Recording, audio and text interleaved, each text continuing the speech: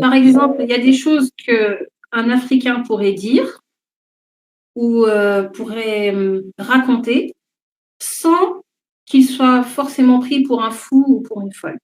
Ça ne génère pas automatiquement une visite chez le psychologue, chez le psychiatre, comme en Europe.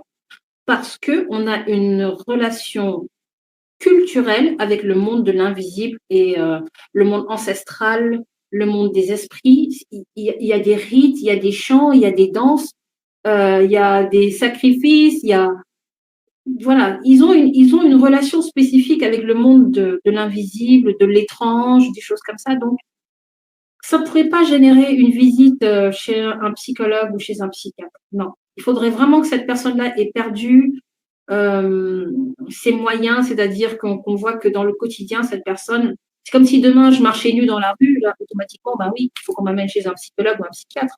Mais tant que je reste une personne sensée, qui peut prendre son petit déjeuner toute seule, qui peut prendre son transport toute seule pour aller d'un point A à un point B, je n'agresse pas les gens, je ne leur crie pas dessus, je ne les insulte pas, je, je n'ai pas de violence verbale injustifiée. Je casse pas de verre dans ma chambre toute seule. Parce que là, ce sont des signes de possession. Et possession de quelque chose, enfin, c'est des signes de possession par quelque chose de négatif. Si je commence à casser des verres, casser des vitres, machin, oui, là, c'est négatif.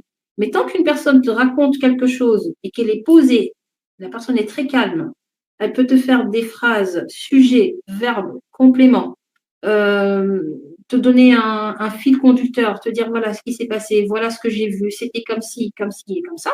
Cette personne-là n'est pas folle, elle est en train de te raconter quelque chose qu'elle a vécu, tout simplement.